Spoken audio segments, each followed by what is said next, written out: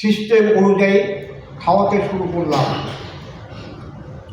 তা প্রথমে 10 থেকে 15 দিন 10 থেকে 15টা ক্যাপসুল যখন খাওয়া হলো, আমি কিন্তু তার ফিডব্যাক নিলাম যে কীরকম লাগছে এখন, আগের থেকে একটু ভালো না খারাপ।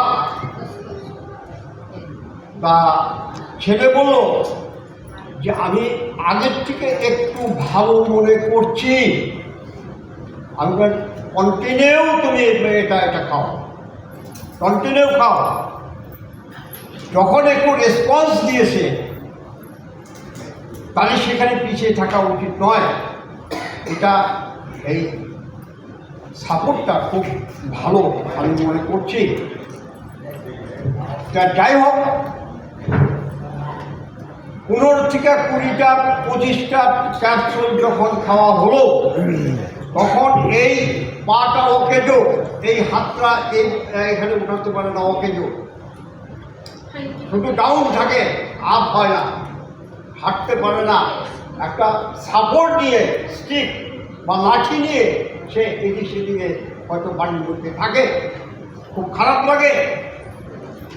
যখন 20 থেকে 25টা ক্যাপসুল যখন সেবন করলো, তখন দেখি যে একটু একটু করে হাঁটে এবং স্টিক উইদাউট লাঠি, উইদাউট স্টিক কিন্তু সে চলাফেরা করতে শুরু করলো।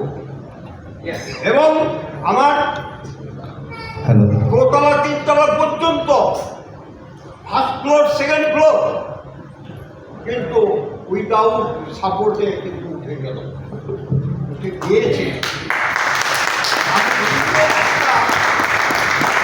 বিরাট একটা রেজাল্ট।